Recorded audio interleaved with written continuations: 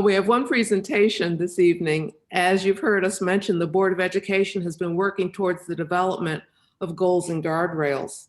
Tonight, we're pleased to share with you changes you'll be seeing in the work of the Board of Education in order to better serve the school district of Philadelphia. As a new board, we spent the past 2 years listening to community input, learning more about district operations at committee meetings and meetings with school boards across the country in order to inform our path forward. Our role is to govern the district. We listen to the community, set a vision, and monitor the district's progress towards achieving that vision. This evening, we're announcing our plans to hold ourselves and the district accountable for making a difference in our students' success. This plan was developed to drive change and deliver on the promise of local control. By focusing our time, work on student achievement in everything that we do, we will hold the district accountable for reaching the goals that we've set. With local control, the city and the school district are working more closely and intentionally together.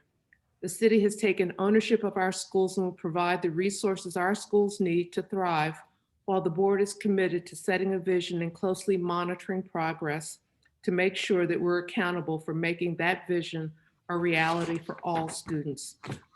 This plan outlines clear priorities we must tackle together in order to ensure every student is given the education that allows them to thrive and lead in a global society.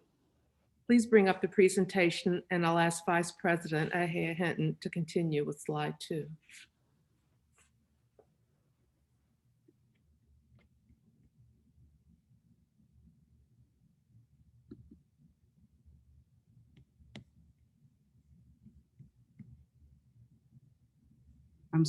I'm sorry, I had to unmute myself. Thank you. We are very excited to share more about this work. As we start our second term, we're proud of the work that we have done and the progress that we've made from the days of the SRC. We've met with communities across the city, visited dozens of Philadelphia schools, increased transparency and accessibility, held more than 60 action and committee meetings, established a parent and community advisory council, and annually appointed 2 student board representatives to bring student voice to all that we do. Now, after a momentous and difficult 2 years, we believe we are at an important moment to propel positive change in our schools. We have developed a plan to drive that change and to deliver on the promise of local control. Our plan is simple because it starts with the most basic questions. Why do our schools exist? The answer is that our schools exist to provide every student with the tools and experiences they need to reach their fullest potential. And I re-emphasize their fullest potential. A focus on student learning and student success must guide everything we do as a board. Please move to the next slide. While this focus may seem like a given, for nearly 20 years, our governing entity has not had this focus. The district has been in system survival mode, contending with state control and financial instability. Over recent years, we've made many strides thanks to the hard work of our educators and our superintendent. While our district is making strides such as increasing the number of high-performing schools and reducing the number of low-performing schools, we've even increased the 4-year graduation rate. We need to look honestly at where we are and ask whether that is enough. No matter how we look at this, the answer is no. It is time to move past system survival mode and into a world where we are focused on the success of all our students. To do this, we must restructure how we operate and function as a board. The focus of our work and time must be dedicated to student learning. Please move to the next slide, and I'll ask Board Member Huang to continue with the presentation. If we look at 2 measures of achievement, student performance in mathematics and student performance in reading, we can see, according to the nation's report card, that there is a clear need for improvement. To put our district's student performance in context, This slide and the next one compare our student outcomes to those of 26 other large school districts around the country. As you can see from this comparison of 4th grade math and reading achievement, and as you will see on the next slide when looking at 8th grade achievement, Philadelphia is not keeping up with our peers. Please move to the next slide. The comparison of our district's student performance in mathematics and reading to student performance in the nation's other large districts is sobering. And it shows that as a whole, we are not doing what we need to for our students. We know we can do better for our students because we see that it is possible for our peers and because we see it happening in individual schools in our district. To make sure it is happening for every student in our district, student learning must be the critical focus of the board moving forward. In one evaluation by the Council of Great City Schools, it is estimated that the School Reform Commission spent only about 10% of their time talking about student learning. The results you see here show that we need to be different. Research shows that when school boards focus on student learning and achievement, they enable their superintendent and district to better understand the priorities and track progress toward student achievement. Please move to the next slide.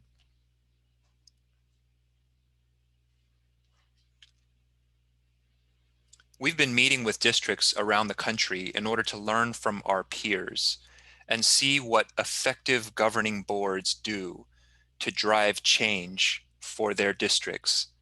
The answer is clear. Effective boards commit to a vision of high expectations for all students and set clear goals to make the vision a reality. They then spend the majority of their time focused on these goals and ensuring that the district is making progress. Our vision is clear. We want to ensure that all students are given an education that allows them to thrive, succeed, and lead in a global society. To make it a reality, we have developed 2 core sets of measurements: our goals and our guardrails, and more importantly, a plan to monitor them consistently over the next 5 years. Please move to the next slide, and at this time, I'd like to ask Board Member Danzy to continue with the presentation.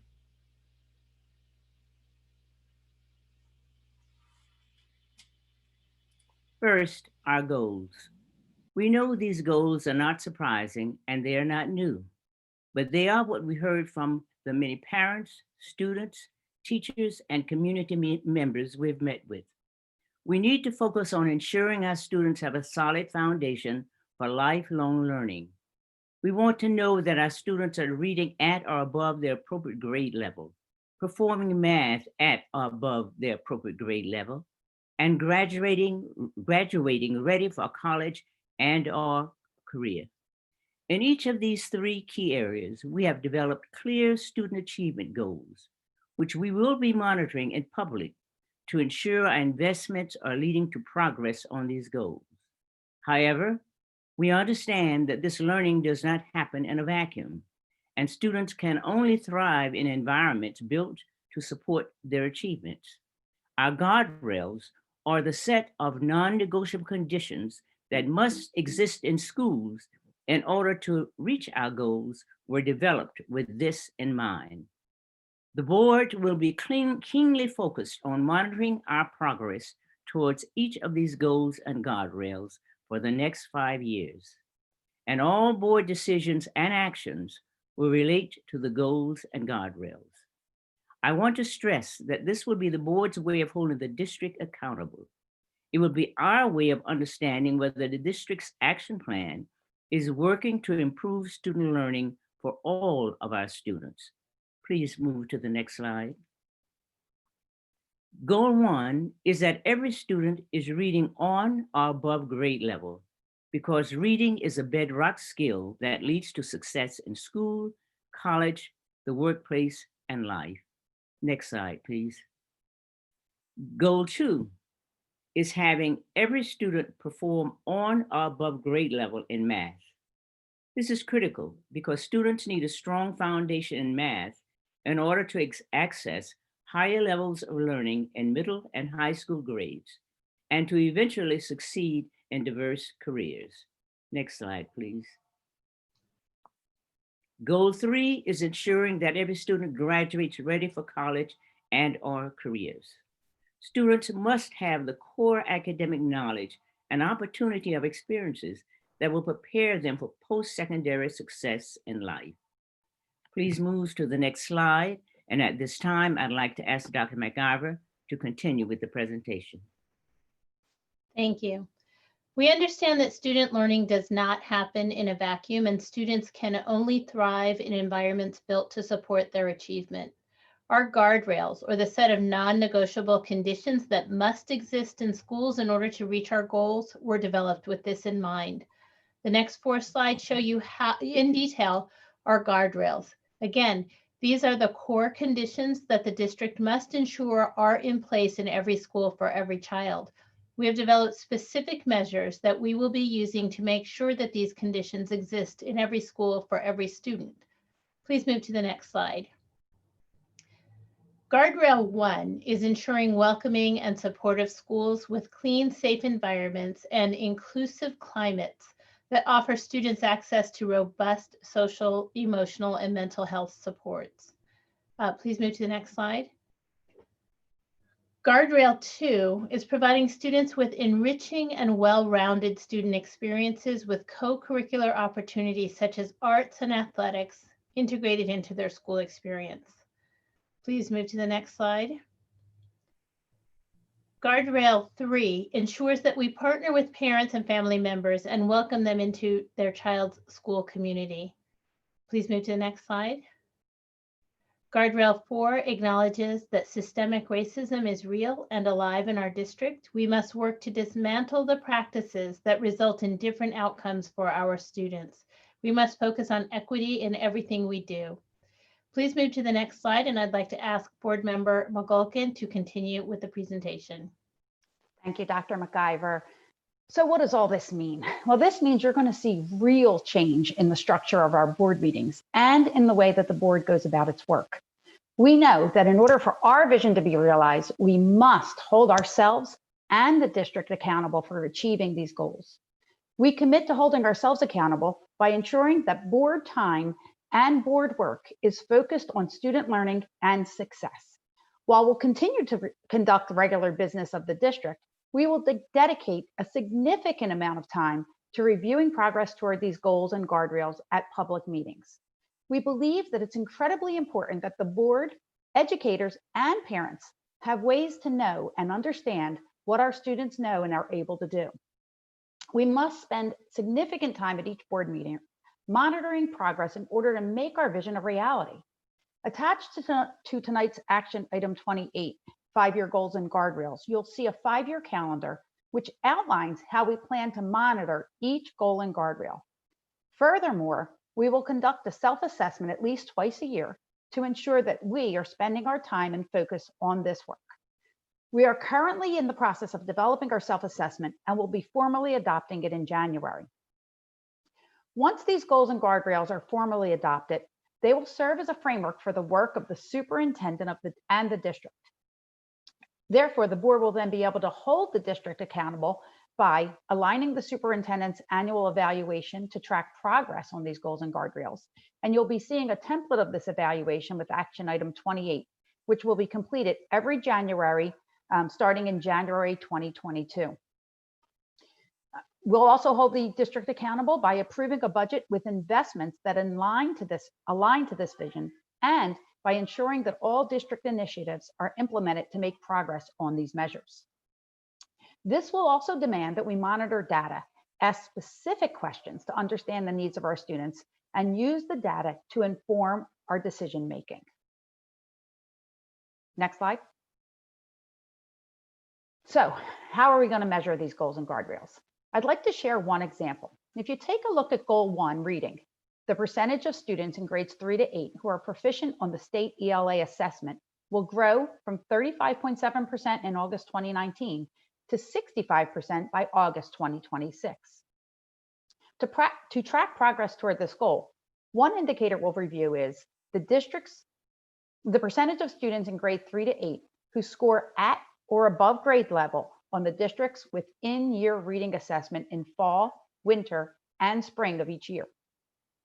We'll further review this data by student subgroups, such as racial demographics, students with special needs, English learners, and economically disadvantaged students to ensure that we see progress across all subgroups of students so that we can assure equity. Each month, we'll review the data and ask specific questions that help us to understand who is struggling, what gaps exist between student groups, what do we need to know about what is currently happening, why is it working in one area but not working in another, how do we plan to support a specific student subgroup, how do we know our strategies are working, how might changes show up in a future budget to support strategies that are working. This type of data will help us to better understand the equity in learning environments and opportunities of our most marginalized students, which will ultimately allow us to make better, more informed decisions in the role of governance, decision-making related to budgeting, allocations of funding, staffing, etc. And again, the ultimate goal of a quality education are the same: to graduate students that are prepared to thrive and succeed and be able to lead in a global society. But we know it takes much, much more than that to allow a student to fulfill their potential and be successful. By having the granular level data on each goal and guardrail to make better and more informed decisions at the board level, we will be able to provide the resources and school climates necessary to assure that every student reaches their fullest potential. Please move to the next slide. And at this time, I'd like to ask Board Member Fix Lopez to continue with the presentation. Thank you, Dr. McColgan. As we shared earlier, in order for the board to truly shift our focus to student learning, we must also restructure how we spend our time. To support positive growth and change in the district, the board needs to be focused on student learning. The board is strongest in this work when diverse members of the public share their input and guidance on the work of improving student learning. We're committed to increasing access to board work and engaging in deeper, meaningful conversations with our stakeholders. To do this well, we have taken lessons learned from the recent months of remote meetings to make board work more accessible to diverse audiences and creating true spaces for two-way conversations with the board. Moving forward, there will be several new opportunities for public engagement in board work centered around our board meetings and conversation sessions. First, related to our board meetings, the board will provide a new tool for individuals to ask questions and comment on upcoming decisions and actions in advance of each board meeting. A representative sample of these questions and responses to those questions will be posted in advance of each meeting for the board and public to review. Second, we have learned that moving board meetings to the virtual platform has broken barriers to access our meetings for many of our stakeholders. We are committed to maintaining the opportunity to participate remotely, even when meetings are able to resume in person, to improve access to our meetings, engage a wider audience, and prioritize new voices. Finally, we are excited to engage in conversation sessions, which will be hosted by members of our Parent and Community Advisory Council. These conversations will be an opportunity for us to engage in two-way conversations with various stakeholders across the city to collect real and honest feedback on board work. With the help of our advisory council, we also hope to reach a wider audience through our currently mandated meetings, our public hearings and meetings with City Council and the Mayor. Announcements will be made via our website in the coming weeks about these changes to our structure and meetings. Tonight, we will formally adopt these goals and guardrails. In the new year, you will see the district begin to implement plans to reach these goals, and the board will begin to monitor them. You will hear us asking consistent questions about the who, what, why, and how of the data that the district brings us. This is going to be our tool for accountability. We expect that every student is succeeding. Please move to the next slide. We want to thank the many individuals, institutions, and communities who have helped us get to this point. Business is not as usual, and you can trust us to make these changes. We hope to have your support in this work, and we invite you to visit the board's webpage to learn more about our goals and guardrails. Thank you. Madam President, that concludes our presentation.